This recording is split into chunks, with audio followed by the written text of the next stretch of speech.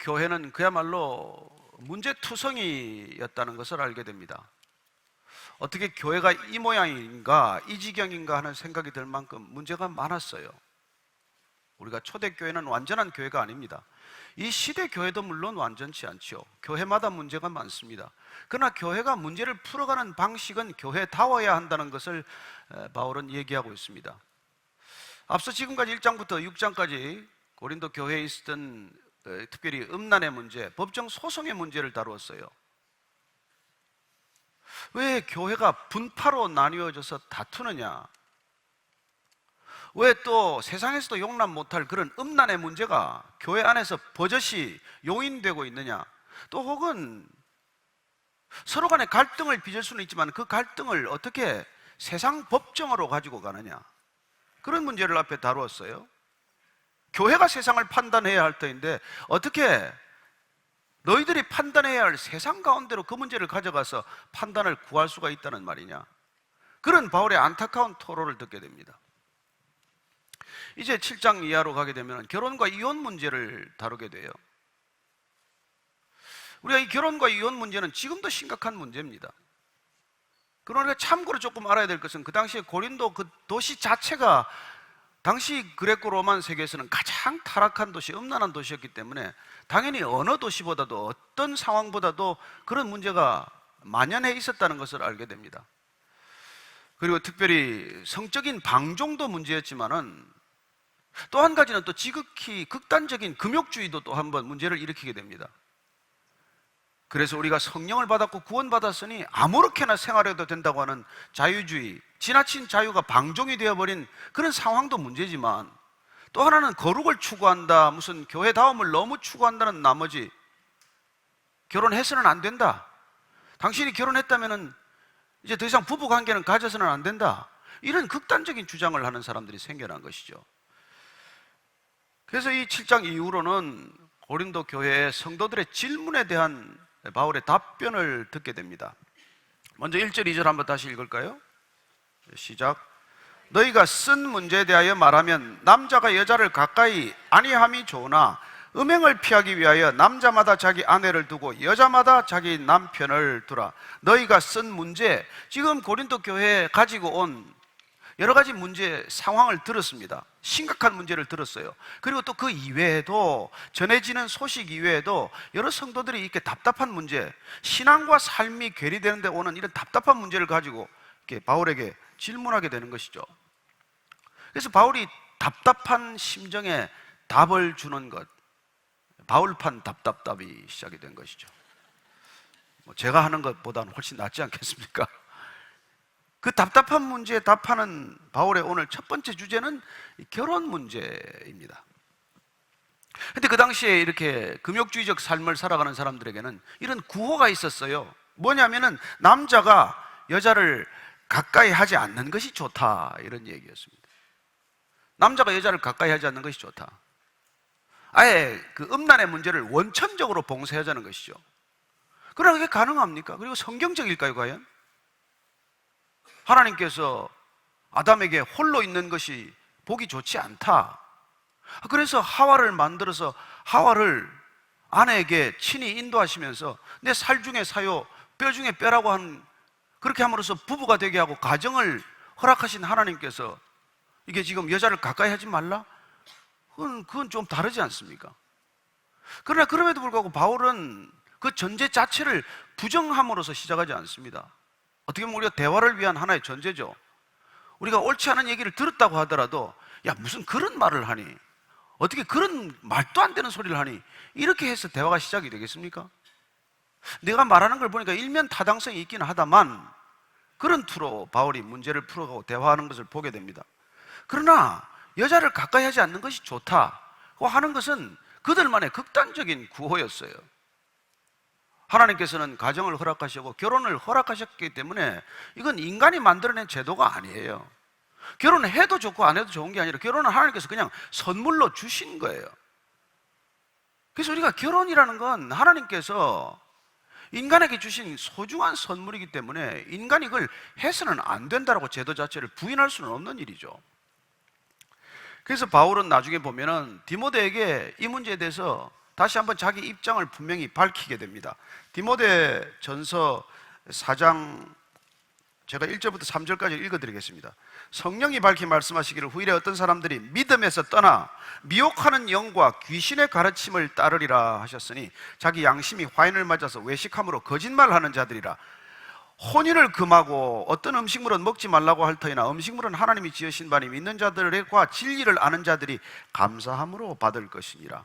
여기 혼인을 금하고, 혼인을 누가 금했느냐면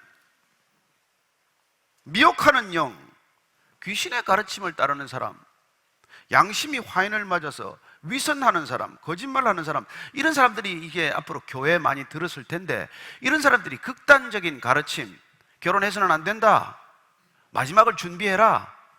왜냐하면 바울도 사실은 종말론적 생각에 깊이 경도됐지만은 당시의 분위기는 곧 주님이 오신다, 곧 주님이 재림하실 텐데 결혼은 무슨 결혼이냐, 주님 맞을 준비해라, 이런 생각들이 팽배했었기 때문에 결혼을 금하는 사람들이 있었거든요. 이런 것들은 음식물을 먹지 말라고 하는 것과 함께 본인들의 자의적인 해석일 뿐이라는 것이죠. 왜냐하면 하나님께서 이 땅 가운데 허락하신 것들은 감사함으로 받으면 되는 것이고, 하나님께서 지으신 것은 어떤 것도 선하지 않은 것이 없다고 말씀하십니다. 하나님이 주신 것은 다 선한 거예요. 문제는 우리의 탐욕이, 우리가 쓰는 방법이, 우리가 그걸 대하는 태도가, 그게 문제를 만드는 것이죠. 하나님께서 정말 우리에게 필요한 재물도 주시고, 정말 우리에게 어떤 능력도 주시고, 또 우리에게 어떤 그런 이렇게 배우자도 주시지만, 이런 우리에게 주신 허락된 것들을 우리가 제대로 관리하지 못하고 우리가 그걸 망가뜨리는 우리 태도에 문제가 있는 것 아닙니까? 그러니까 결혼을 원천적으로 거부하는 건 비성경적이라는 얘기죠. 그래서 히브리서를 보면은 히브리서 13장 4절 말씀이 이렇게 되어 있습니다. 모든 사람은 결혼을 귀히 여기고 침소를 더럽히지 않게 하라. 음행하는 자들과 간음하는 자들을 하나님이 심판하시리라. 히브리서 기자는 그렇게 말합니다. 결혼은 귀하다고 말합니다. 결혼은 소중하다는 것이죠. 그리고 부부간에 침소를 더럽히지 말라고 말합니다. 그리고 음란한 사람, 음행하는 자들과 간음하는 자들을 하나님이 심판하실 것이라고 말씀하십니다. 그렇습니다. 음란은 대가를 치르게 되어 있어요. 간음은 더 큰 대가를 치르게 되어 있습니다. 우리는 몰래 먹는 음식이 맛있다고 먹지만, 그러나 그것들이 일으키는 나중에 치러야 할 대가는 몇 배를 더 치르게 되어 있어요. 그래서 이 결혼에 대한 소중함을 바울은 결코 가볍게 여기지 않습니다.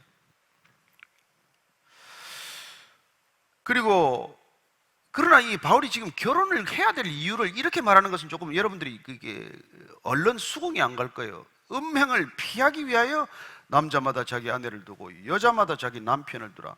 그러면 음란하지 않기 위해서 결혼하라는 얘기냐? 단순히 결혼이 그런 목적이냐? 결혼이 단순히 성적 욕구를 충족시키는 수단에 불과하다는 말이냐? 이렇게 생각할 수 있겠죠. 그러나 우리가 그 당시에 사회적인 그런 혼란상, 고린도 사회의 엄청난 성적인 방종과 타락을 우리가 조금 이해한다면 이 말도 이해가 되는 말이에요. 일껏 독신으로 살면서 더 음란하다면 독신이 무슨 소용이 있습니까? 결혼하느니만 못한 것이죠. 그래서 우리가 결혼했든 독신이든 중요한 것은 음행을 피해야 한다는 것이고, 그렇다면 결혼이 음행을 피할 수 있는 하나의 그런 방안이 된다면 왜 결혼을 하지 말라고까지 그렇게 극단적으로 얘기하느냐는 것이죠. 사실 우리가 결혼에 대해서 조금 오늘 깊이 생각해 봐야 될 텐데, 여기 결혼하신 분들이 많고 결혼 안 하신 분도 있겠지만은, 결혼이라는 게 내 개인적인 욕망이나 개인적인 어떤 그런 소원을 충족시키기 위해서 하는 건 아니라는 것이죠. 결혼은 첫 번째 전제가 중요합니다. 무엇 때문에 결혼하십니까? 창세기 2장 24절을 한번 찾아보시면,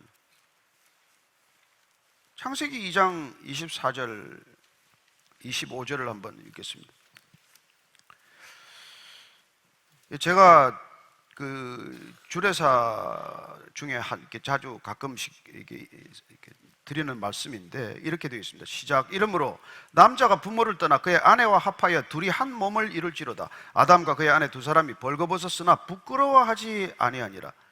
여러분, 가정은 어떻게 탄생합니까? 남자가 부모를 떠남으로써 탄생이 돼요. 아내와 합함으로 둘이 한 몸이 됨으로 부부가 탄생하는 것입니다. 근데 이 부부란 뭐냐는 거예요. 부부란 여러분 새로운 인격이에요. 왜 부부가 되는 것이 중요합니까?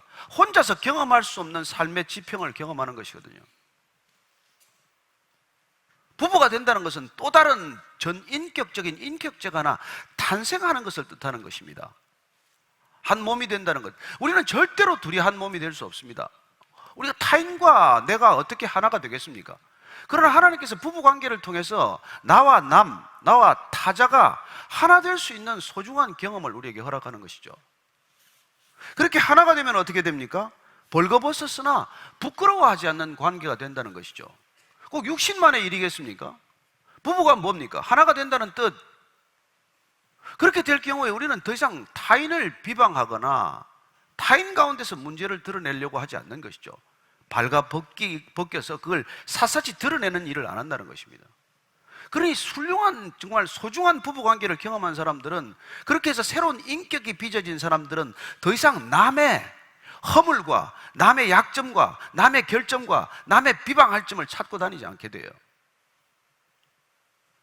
그래서 이게 가정 속에서 빚어지는 인격이 너무나 소중한 것이죠. 벌거벗었으나 허물하지 않는 것, 그렇게 수치를 자꾸 드러내지 않는 그런 삶을 살게 되는 것이야말로, 여러분, 가정이 사회로 그렇게 확장되는 것, 그게 가장 건강한 사회예요. 사회가 먼저가 아닙니다. 가정이 먼저입니다. 지금 사회가 문제된 게 어디서부터 문제가 비롯된 거겠어요?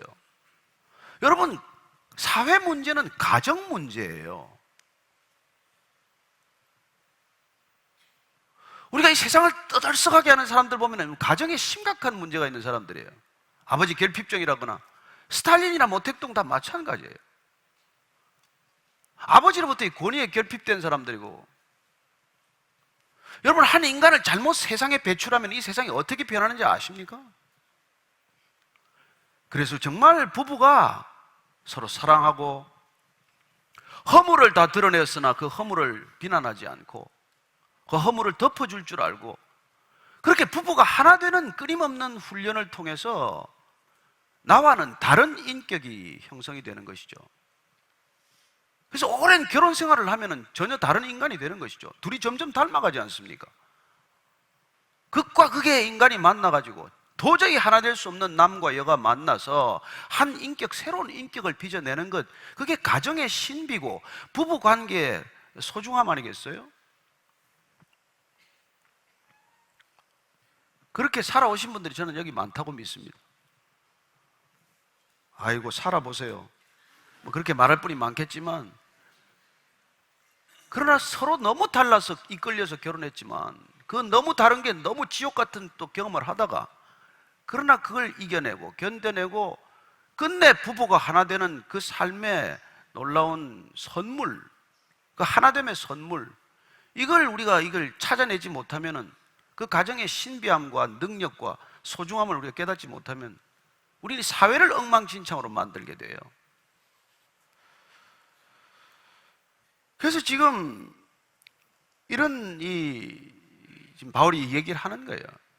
단순히 무슨 음행의 문제를 해결하기 위해서 가정만을 얘기하겠습니까? 여러분, 전도서 한번 찾아보세요. 전도서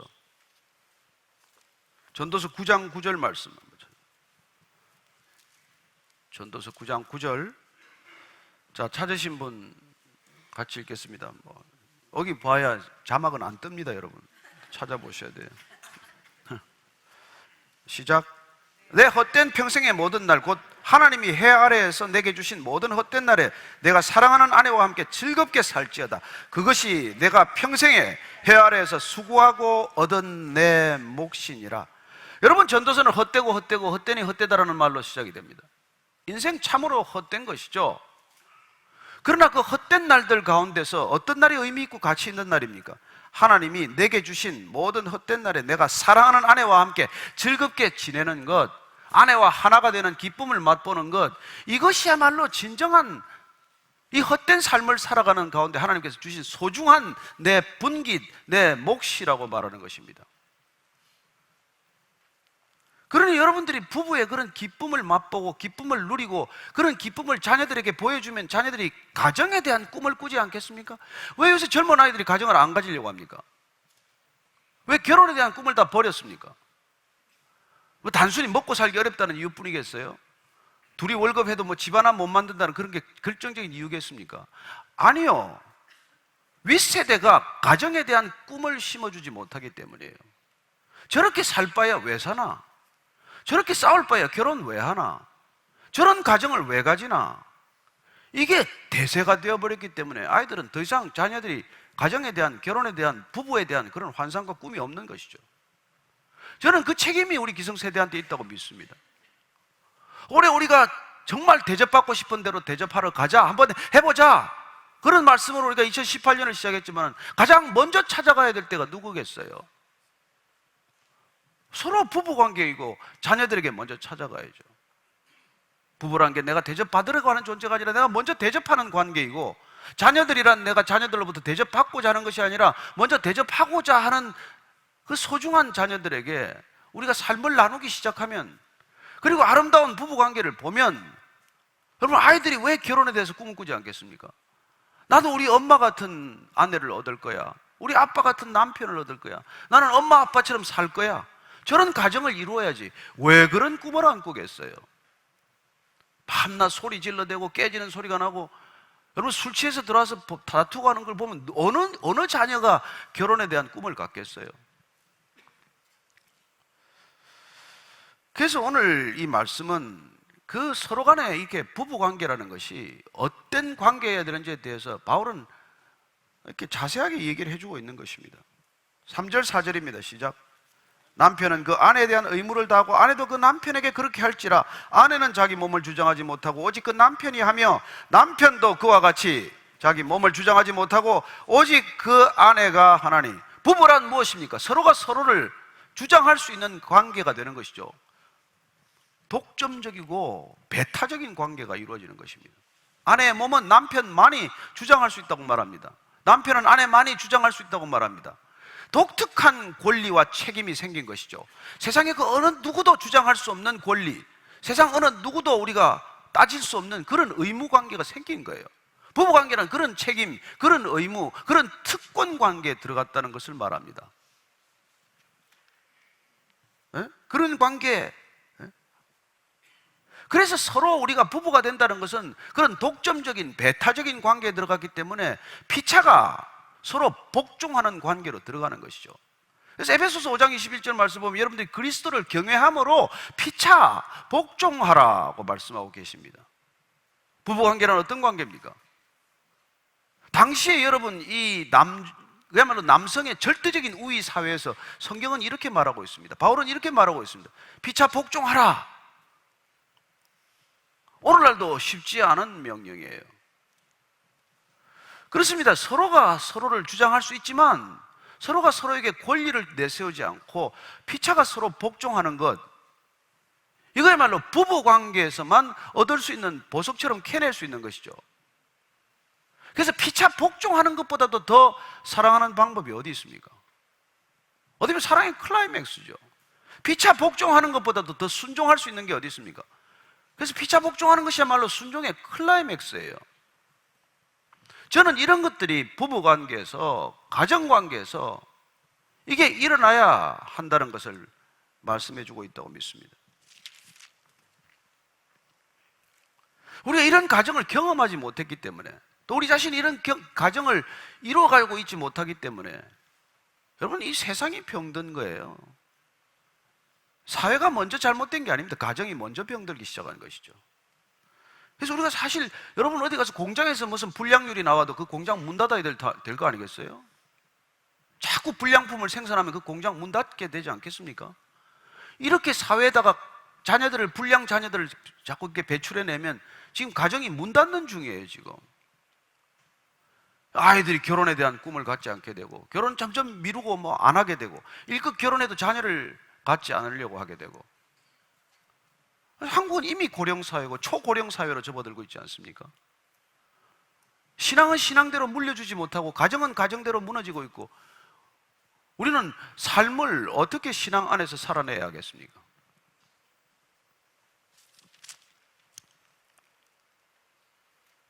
정말 이 피차 복종할 수 있는 관계, 이건 그야말로 부부관계 사랑의 클라이맥스에 이른 것이죠. 자, 그래서 5절 말씀 다시 읽습니다. 시작. 서로 분방하지 말라. 다만 기도할 틈을 얻기 위하여 합의상 얼마 동안은 하되 다시 합하라. 이는 너희가 절제 못함으로 말미암아 사탄이 너희를 시험하지 못하게 하려 함이라. 서로 분방하지 말라. 분방하지 말라고 번역한 이 단어는, 이게 빼앗지 말라는 뜻이에요. 원래 뜻은 빼앗지 말라는 것입니다. 왜냐하면 아내가 남편의 주장할 수 있는 권리를 빼앗는 게 된단 말이에요. 분방하는 것은. 그 방이 이렇게 서로 나눠서 각 방을 쓰는 건 좋지 않다는 것이죠. 그래서 단칸방에 사는 사람들은 복 받은 거예요. 뭐 아무리 싸워도 뭐 다른 방에 갈 방이 있어야지 뭐. 분방할 수가 없잖아요. 그 분방하는 건 이게 남의 자신이 이게 남의 권리를 빼앗는 거란 말이에요. 배우자의 권리를 빼앗는 거라고 말합니다. 그러나 그게 허용이 된다면 다만 기도할 틈을 얻기 위해서 짧은 기간, 특정한 기간, 일정 기간 서로 합의하에 그렇게 그러면 분방을 하되 빨리 그건 다시 합해야 한다고 말합니다. 왜 여러분 부부가 각방을 쓰거나 분방을 하면 안 좋은 일이 생깁니까? 사탄이 그 틈을 반드시 노린다는 거예요. 여러분, 사탄은 영적 존재입니다. 성령도 영적 존재예요. 안 보이지 않습니까? 그래서 우리가 성령의 지배를 받지 않으면 우리는 그 순간 사탄의 지배를 받고 있는 거예요. 귀신은 귀신같이 알지 않습니까? 우리의 약점을. 어디를 찔러야 할지. 저 사람이 돈에 약한가? 저 사람이 인기에 약한가? 저 사람이 명예에 약한가? 뭐에 약한가? 성에 약한 사람들 다 넘어지는 것이죠. 그러나 누가 성에 약하지 않습니까? 여러분, 이 땅에 누가 성에 약하지 않아요? 돈과 성과 권력은 누구나 넘어지는 것이거든요. 그 틈을 주지 말라는 것입니다. 괜히 부부관계가 틈을 만들어서 그 틈을 비집고 들어오지 말게 하라는 것이죠. 여러분, 부부는 꼭 붙어 있어야 됩니다. 늘 하나 되어야 합니다. 그리고 부부간에 험담을 하지 말라는 것이죠. 수치를 만들지 말라고 말하는 것 아닙니까? 남편의 수치를 드러내지 말고 아내의 수치를 드러내지 말고. 왜 이 관계가 소중합니까? 이 관계가 곧 교회로 연결되기 때문이에요. 주님께서 우리의 허물을 드러내지 않고 우리의 허물을 덮어주시고 마치 얼굴에 면사포를 씌워주듯 그렇게 우리를 신부로 맞아주신 것, 이게 교회란 말이에요. 교회. 그래서 부부관계를 경험하는 것이나 건강한 교회 안에서의 공동체를 경험하는 것은 그 원리가 다르게 작동하지 않습니다. 교회도 와서 우리가 어떤 허물을 드러내더라도 비난받지 않는다는 안전감이 있어야 되는 것 아니겠어요? 근데 교회 와서 무슨 루머가 돌아다니고 있는 소문 없는 소문을 만들어낸다면 여기가 무슨 교회가 되겠습니까? 근데 그런 것들이 가정과 긴밀하게 연결되어 있는 일이라는 것이죠. 가정과 교회는 둘이 아닙니다.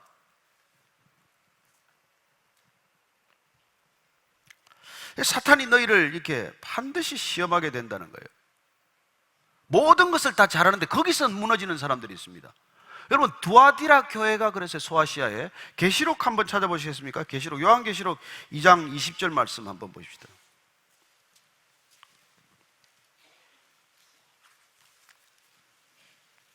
(2장 20절) 19절부터 한번 읽어볼까요? 같이 읽습니다. 시작. 내가 내 사업과 사랑과 믿음과 섬김과 인내를 아노니 내 나중 행위가 처음 것보다도 많도다. 그러나 내게 책망할 일이 있노라. 자칭 선지자라는 여자 이세벨을 내가 용납함이니 그가 내 종들을 가르쳐 꾀어 행음하게 하고 우상의 제물을 먹게 하는도다. 두아디라 교회가 좋았어요. 사랑과 믿음과 섬김과 인내, 모든 것들이 처음보다 나중에 더 좋았다고 하는 거 보니까 교회가 성장하고 교회가 아름답게 성숙하면서 여러 가지 좋은 그런 모습을 보였습니다. 근데 어디서 넘어집니까? 보니까 이세벨이라고 하는 거짓 여자 선지자가 나타나더니 그 성도들을 꿰어서 음란하게 만든 거예요. 성령 충만하면 괜찮아요. 이미 구원받았는데 무슨 문제입니까? 그렇게 해가지고 결국은 음란한 것을 허용하더니 그 음란 때문에 우상 숭배까지 이르게 만드는 거예요. 그래서 음란과 우상 숭배는 늘 동전의 앞 뒷면입니다. 음란해졌다는 것은 이미 내 안에 우상이 들어왔다는 뜻이고, 우상 숭배하는 사람들은 어떤 형태로건 음란해지게 마련이에요. 그래서 내 안에 권력이 우상이 되건, 내 안에 돈이 우상이 되건, 내 안에 무슨 뭐가 우상을 만드는 사람들은 반드시 음란해질 소지가 대단히 높은 사람들이에요. 그래서 미친 듯이 일한다? 위험한 사람입니다. 대부분 성적인 이 유혹에 빠지게 되어 있어요. 그런 사람들은 꽃뱀 못 이깁니다.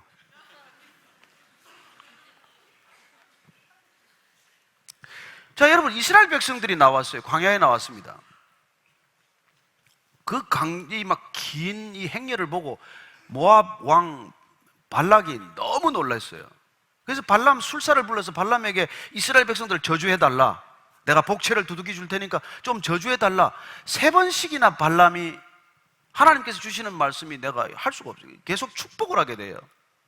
근데 이스라엘 백성들을 저주할 수가 없는데 이스라엘 백성들 스스로 넘어지게 됩니다. 어떻게 넘어질까요? 한번 민수기 한번 보여요. 민수기 25장. 민수기 25장 1절부터 3절까지를 읽습니다. 자, 같이 읽습니다. 시작. 이스라엘이 시딤에 머물러 있더니 그 백성이 모압 여자들과 음행하기를 시작하니라. 그 여자들이 자기 신들에게 제사할 때에 이스라엘 백성을 청하매 백성이 먹고 그들의 신들에게 절함으로 이스라엘이 바알볼에게 가담한지라. 여호와께서 이스라엘에게 진노하시니라. 넘어뜨릴 수 없는 이스라엘 백성들을 넘어지게 하는 가장 쉬운 것은 음행하게 하는 것, 음란하게 하는 것. 모압 여자들이 향수를 뿌리고 나타났겠죠. 광야에서 이때까지 목욕도 잘 안 하는 여자들 상대하다가 어휴, 이게 뭐 그냥 정신을 잃어버린 거지. 그래 끌려가가지고 술 한잔 얻어먹고 같이 그냥 거기 제사 지내는 거예요. 이방 신들에게. 여러분, 인간이 가장 지혜롭다는 솔로몬이 어떻게 넘어질까요? 솔로몬 나중에 인생 후반전에는 아주 정말 하찮게 됩니다. 열왕기상 11장 한번 찾아보십시오. 열왕기상 11장 3절 이하를 쭉 읽겠습니다. 솔로몬이 어떻게 넘어지는지 한번 보십시다. 이때까지 이 땅 가운데 있었던 가장 지혜로운 왕, 하나님께서 지혜를 구했더니 지혜만 주지 않고 뭐 은과 금과 모든 것을 주었던 그 솔로몬 왕이 어떻게 넘어지는지 한번 보십시다. 3절 이하를 쭉 읽습니다. 시작. 왕은 후궁이 700명이요 첩이 300명이라 그의 여인들이 왕의 마음을 돌아서게 하였더라. 솔로몬의 나이가 많을 때 그의 여인들이 그의 마음을 돌려 다른 신들을 따르게 하였으므로 왕의 마음이 그의 아버지 다윗의 마음과 같지 아니하여 그의 하나님 여호와 앞에 온전하지 못하였으니 이는 시돈 사람의 여신 아스타롯을 따르고 암몬 사람의 가정한 밀곰을 따름이라. 솔로몬이 여호와의 눈앞에서 악을 행하여 그의 아버지 다윗이 여호와를 온전히 따름같이 따르지 아니하고 모압에 가정한 그모스를 위하여 예루살렘 앞 산에 산당을 지었고 또 암몬 자손의 가정한 몰록을 위하여 그와 같이 하였으며 그가 또 그의 이방 여인들을 위하여 다 그와 같이 한지라. 그들이 자기의 신들에게 분향하며 제사하였더라. 여러분, 여자를 뭐 정신 빠졌지. 이게 1000명씩이나 거느리고 나름대로 이유가 있었어요. 정략 결혼한 것입니다. 그래서 이방 왕들하고 좋은 화친 관계로 가고, 근데 문제는 그 집 딸들, 그 왕의 공주들을 데려온 것 아니겠어요? 공주가 하나 올 때 같이 옵니까? 혼자 옵니까?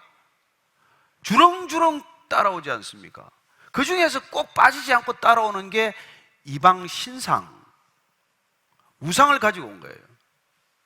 그런데 이 솔로몬이 나이 드니까 청명이 흐려져서 그렇게 이 솔로몬을 홀려서 산당을 짓기 시작해요. 산당을 짓기 시작해요. 예루살렘 땅에다가. 누구 때문에? 여자 때문에. 저는 여러분들이 정말 한 아내로 만족할 수 있게 되기를 축복합니다. 한 남편 이외에 눈을 돌리지 않게 되기를 축복합니다. 여러분, 부부가 넘어야 될 산은 수없이 많습니다만 가장 중요한 건 부부 간에도 거룩해야 한다는 것입니다.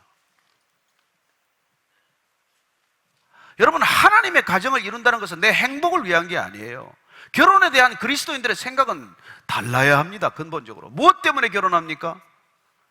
내 불만을 해소하기 위한 겁니까? 신데렐라의 꿈입니까? 결혼하면 모든 게 다 해결됩니까? 결혼을 왜 하나님께서 허락하셨냐? 왜 돕는 배필 에제르를 주셨나? 이걸 우리가 깊이 묵상하지 않으면 결혼은 내 꿈을 이루는 수단이 아니에요.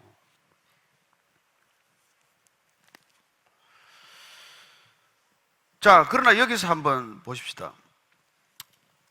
바울은 이런 얘기를 쭉 분방하지 말라, 기도할 틈을 위하여 합의상 얼마 동안 하되 합하라 이렇게 놓고 나서 6절 이렇게 말합니다. 그러나 내가 이 말을 하면 허락이요 명령은 아니니라. 이건 하나님의 명령, 삼위일체 하나님의 명령은 아니라는 거예요. 자기의 권면, 권도라는 것을 말하고 있습니다. 그러나 나는 모든 사람이 나와 같기를 원하노라. 그러나 각각 하나님께 받은 자기의 은사가 있으니 이 사람은 이러하고 저 사람은 저러하니라. 바울은 지금 나는 모든 사람이 나와 같이 독신으로 지내기를 원하노라 이렇게 말하는 거예요. 바울은 지금 독신입니다. 바울이 왜 독신이 되었느냐에 대해서는 막 학자들이 논문을 쓰고 이렇게 연구를 했어요.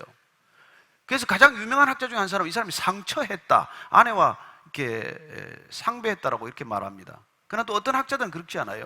이 사람이 바리새인이었다가 크리스찬이 되면서 아내가 이혼하고 떠난 바람에 그냥 본의 아니게 독신이 되었다, 이런 주장을 하는 사람도 있습니다. 어쨌든 바울이 이 편지를 쓸 때 지금 혼자로 살아가는 건 사실이에요.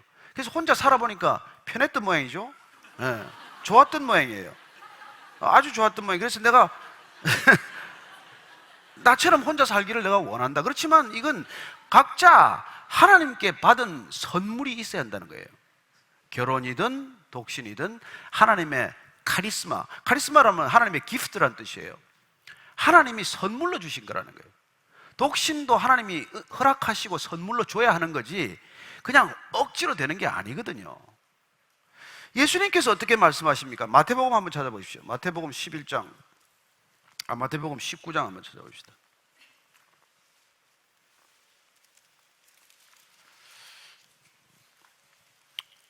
마태복음 19장 9절 이하를 한번 읽어볼까요? 시작. 내가 너희에게 말하노니 누구든지 음행한 이유 외에 아내를 버리고 다른 데 장가드는 자는 간음함이니라. 제자들이 이르되 만일 사람이 아내에게 이같이 할진대 장가들지 않는 것이 좋겠나이다. 예수께서 이르시되 사람마다 이 말을 받지 못하고 오직 타고난 자라야 할지니라. 어머니의 태로부터 된 고자도 있고 사람이 만든 고자도 있고 천국을 위하여 스스로 된 고자도 있도다. 이 말을 받을 만한 자는 받을지어다.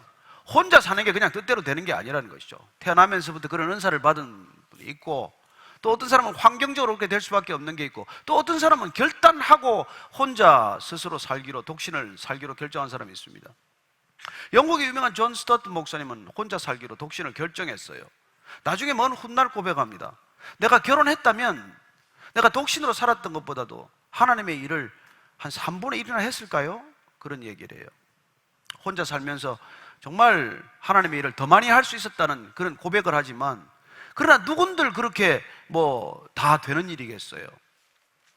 저는 독신 때문에 하나님의 일을 할 수도 있다가 못하게 되는 사람도 있을 수 있고, 그러나 또 독신이기 때문에 하나님의 일을 더 많이 할 수도 있지만, 그러나 그건 여러분이 결정하는 게 아니라 하나님께서 선물로 주셔야 되는 일이라고 말합니다. 그러니까 억지로 혼자 살겠다고 애쓸 것도 없고, 같이 살고 있으면 잘 사십시오. 사시면 됩니다. 그래서 내가 이제 8절 9절을 보면 내가 결혼하니 아니한 자들과 과부들에게 이르노니 나와 같이 그냥 지내는 것이 좋으니라. 나하고 같이 살자는 얘기가 아니죠. 나처럼 독신으로 지냈으면 좋겠다. 그러나 만일 절제할 수 없거든 결혼하라. 도저히 절제가 안 되는데 어떻게 독신으로 있습니까? 사고나죠. 정욕이 불타는 것보다는 결혼하는 것이 낫다. 그러나 중요한 것은 결혼이 내 정욕을 해소하는 수단은 아니라는 것입니다. 바울이 이렇게 말하는 것은 그렇게 그토록 음란한 사회에서, 그 사회에서 내 몸을 지키는 것이 오히려 결혼이 나를 지키는 길이다, 이런 얘기를 해주는 것이죠. 자, 그럼 여기서부터 다음 밑에 10절 이하로부터는 이제 결혼에, 그 당시에 워낙 이제 믿지 않는 사람들과 결혼한 일이 많았기 때문에, 꼭 신자들끼리의 결혼이 아니기 때문에 이렇게 말하고 있습니다. 10절 이하입니다. 시작. 결혼한 자들에게 내가 명하노니 명하는 자는 내가 아니요 주시라. 여자는 남편에게서 갈라서지 말고 만일 갈라섰으면 그대로 지내든지 다시 그 남편과 화합하든지 하라. 남편도 아내를 버리지 말라. 그 나머지 사람들에게 내가 말하노니 이는 주의 명령이 아니라 만일 어떤 형제에게 믿지 아니하는 아내가 있어 남편과 함께 살기를 좋아하거든 그를 버리지 말며, 어떤 여자에게 믿지 아니하는 남편이 있어 아내와 함께 살기를 좋아하거든 그 남편을 버리지 말라. 믿지 아니하는 남편이 아내로 말미암아 거룩하게 되고 믿지 아니하는 아내가 남편으로 말미암아 거룩하게 되나니, 그렇지 아니하면 너희 자녀도 깨끗하지 못하니라. 그러나 이제 거룩하니라. 여기서 바울은 참 분명하게 말해요. 이거는 주의 명령이냐, 이건 내가 하는 말이냐, 이걸 분명히 갈라서 얘기하고 있습니다. 보통 이게 좀 불투명한 사람들은 다 주의 말인 것처럼 하지 않습니까? 그러나 바울은 이건 주의 명령이다, 이건 내 얘기다, 이걸 갈라서 얘기해 주고 있어요. 그래서 우선 결혼했으면 이혼하지 않는 것이 원칙이라는 건 하나님께서 말씀해 주셨습니다. 그리고 주님께서도 그 창세기 2장 24절 말씀을 인용하시면서 하나님이 짝지어 준 것을 사람이 나누지 못할 것이다, 이렇게 말씀해 주셨어요. 그러니까 이혼은 원칙적으로 안 된다는 입장입니다. 그러나 만일 갈라섰다면, 불가피하게 이혼이 됐다면 그냥 그대로 지내든지 하지, 또 무슨 자꾸 이렇게 찾지 말라는 거죠. 그리고 또 가능하다면 남편과 화합할 수 있다면 돌아가라고 말해주고 있습니다. 그리고 남편도 아내를 버리지 말아라. 그래서 우리가 기본적으로는 가정을 어떻게든지 지켜야 된다는 것이 원칙입니다. 사실 여러분, 가정을 지킨다는 게 쉽지 않지 않습니까? 그러나 견디면 맛볼 수 없는 깊이를 맛보게 되거든요. 10년 살았을 때 맛보지 못한 걸 20년 살면 또 맛보게 되고, 극단적인 서로의 성격 차이나 어려움에도 불구하고 견뎌냈을 때 30년이 지나면 또 맛보는 게 있을 것이고, 그래서 여러분들이 정말 결혼을 이렇게 견뎌냈을 때 나중에 그 성숙함이 가져다 주는 기쁨은 젊어서 맛볼 수 없는 기쁨이에요. 그런 뜻에서 인내하는 건 기본적인 원칙이지만, 그러나 그 나머지 사람들에게 이게 지금 바울이 말하는데, 서로 이게 믿지 않는 아내나 믿지 않는 남편을 만나서 도저히 이 불신자와는 못 사겠다 하는 신자가 있다면은 좀 더 생각해 보라는 거예요. 예? 왜냐하면 그 믿지 않는 불신자 남편이나 믿지 않는 불신자 아내가 당신 때문에 믿게 될는지 어떻게 하냐, 거룩하게 될는지 어떻게 하냐. 자, 거룩이라는 단어에 주목해야 합니다. 결혼은 거룩을 향해 추구하는 동반 과정이에요. 서로의 욕망을 충족하는 과정으로 끝나지 않습니다. 서로 필요를 채우는데 끝나지 않아요. 서로가 거룩을 향해서 걸어가는 거룩의 동반자이기 때문에, 그렇게 거룩을 향해 부부가 걸어가면 자녀들도 거룩해질 것이라고 말하는 것이죠. 여러분, 오늘날 자녀들이 거룩하지 않은 이유가 부모 때문이지 누구 때문이겠습니까? 어떻게 자녀를 우리가 나무랄 수 있겠어요? 지금 어른들이 만들어 놓은 이 음란의 범람 때문에 어린아이들이 지금 모든 순수함을 다 잃어버리지 않았습니까? 그 아이들에게 성에 대한 그런 아름다움을 어떻게 심어줄 수 있겠어요? 이토록 온통 이렇게 흙탕물을 만들어 놨는데, 맑은 물 한 모금을 찾기가 어려운 세상을 만들어 놨는데 어떻게 그 아이들한테 그렇게 말하겠어요? 그래서 우리가 지금 가정에서 밖에는 다시 이 하나님의 나라, 거룩에 대한 가치를 얘기할 수 있는 것이 없어졌어요. 그러니 저와 여러분들이 가정을 이루고 산다면 단 한 가지 목적, 하나님의 나라가 이 가정에 임하게 하시고 하나님의 거룩이 이 가정에 능력되게 해 주옵소서, 이거밖에는 우리가 할 수 있는 일이 없다는 것이죠.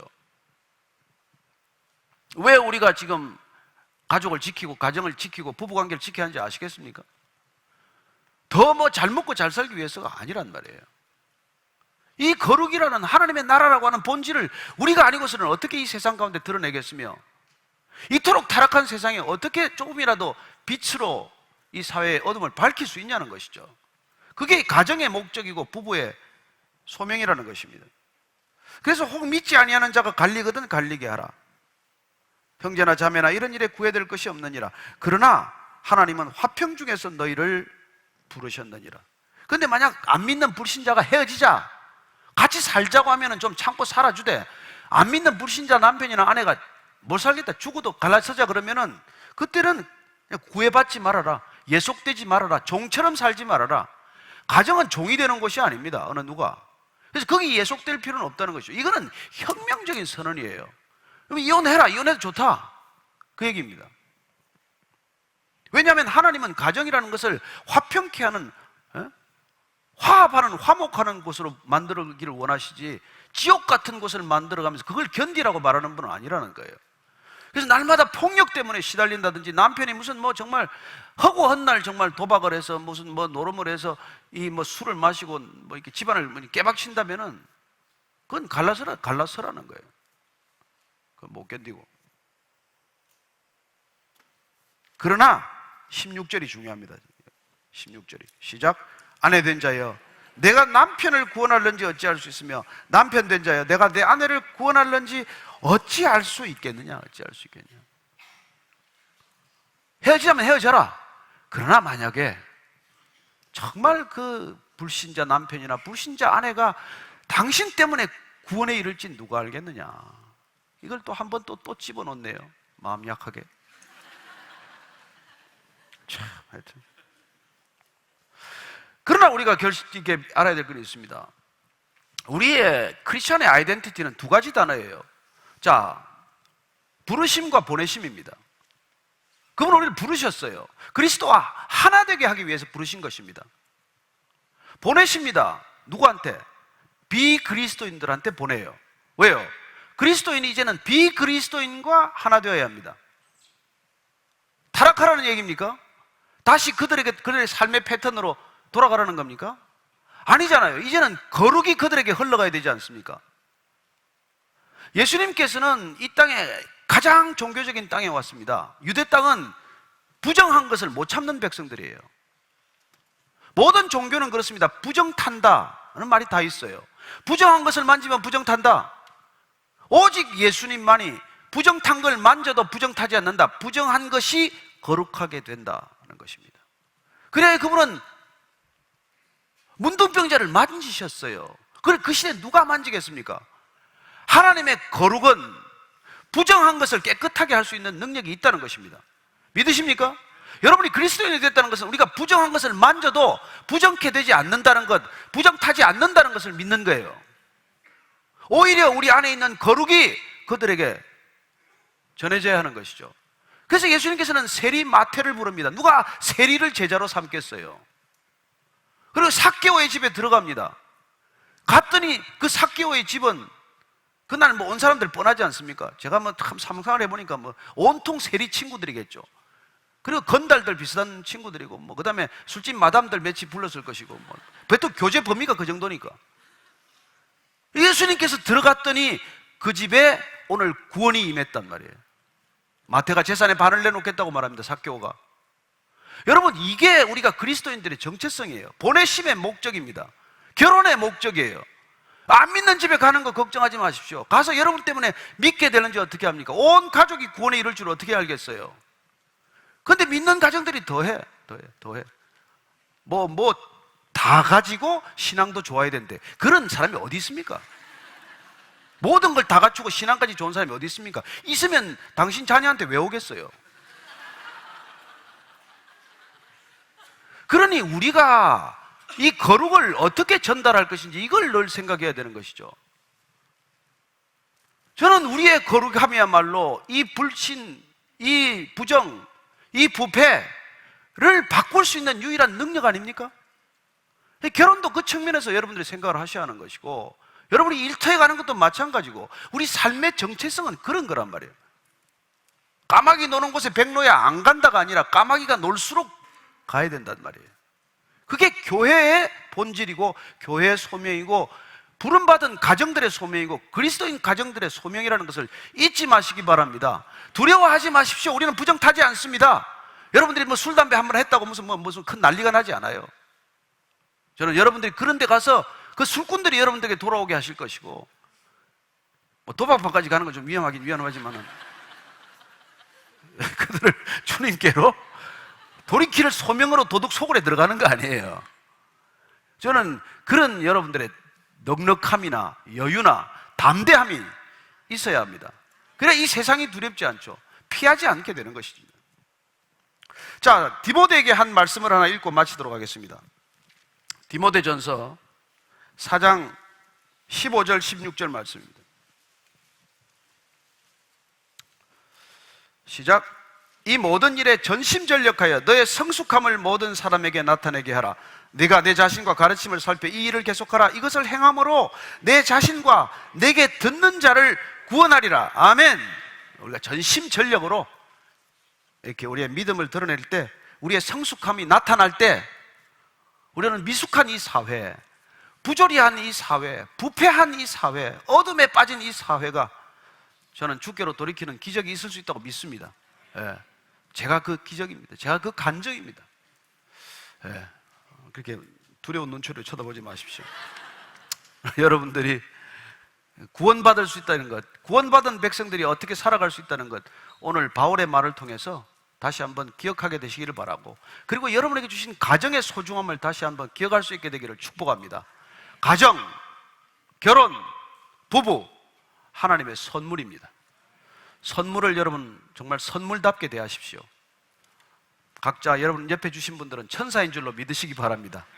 천적처럼 대하지 마십시오. 천사라는 것을 믿고 대할 수 있게 되기를 축복합니다. 오늘 기도할 때 먼저 감사했으면 좋겠어요. 주님, 이 광야와 같은 세상 홀로 걷지 않게 하시고 에세를 주셔서 부부가 함께 손잡고 이 광야 걷게 하셔서 감사합니다. 정말 음란이 틈타는 이 세상 가운데 음란을 지킬 수 있는 가정 되게 하여 주옵소서. 사랑하는 자녀들 음란에 물들지 않게 도와주시고, 거룩이 부정을 몰아낼 수 있는 능력임을 믿게 하여 주옵소서. 부정 탄다고 우리가 두려워할 것이 아니라 정말 저들에게 하나님이 전해질 수 있도록 우리의 인생과 삶과 모든 것 사용하여 주옵소서. 한번 우리가 조용하게 기도 한번 하십시다. 하나님 아버지, 2018년입니다. 하나님, 더 좋아질 까닭은 없습니다. 세상이 더 나아지는 법은 없습니다. 그러나 주님, 이 음란한 세대를 살아가면서, 이 타락한 시대를 살아가면서 주님이 우리를 불러서 거룩해 하시고 정말 거룩의 옷으로 덧입게 하셨고 보혈의 능력으로 깨끗하게 하셨으니 우리가 가는 곳마다 주님, 그것이 깨끗해지는 것을 보게 하여 주옵소서. 우리가 그들에게 다가갈 이유, 그들에게 나아가야 할 소명을 주셨사오니 주님, 우리가 가는 발걸음마다 빛의 걸음 되게 하시고 우리가 살아가는 삶의 자리마다 소금의 자리가 되게 하셔서 예배를 모르는 곳에 예배가 일어나게 하여 주옵소서. 말씀이 물이 바다 덮음같이 흥황하는 사회가 되기를 원합니다. 주님, 땅끝까지 이르러 증인되기를 원합니다. 어디를 가든 우리의 삶을 통해서 거룩이 드러나게 해 주옵소서. 행복보다도 거룩이 먼저라는 것 잊지 않게 하시고 우리의 삶보다도 주님의 나라가 먼저라는 것 잊지 않게 하여 주옵소서. 살아계신 하나님 아버지, 아버지의 거룩함이 우리 부부, 우리 가정, 우리 자녀, 우리 교회, 이 땅의 모든 하나님의 나라에 임하실 때 하나님, 그 능력을 가지고 이 타락한 세상, 흔들리는 세상, 마지막을 향해 치닫고 있는 이 세상 가운데 담대히 나아가서 그들을 주께로 인도하는데 소용되게 하여 주옵소서. 그리하여 부정한 것들이 그리스도인들 때문에, 그리스도인들의 삶의 참여로 인하여 거룩해지는 놀라운 열매와 기적을 보게 하여 주옵소서. 예수님 이름으로 기도합니다. 아멘.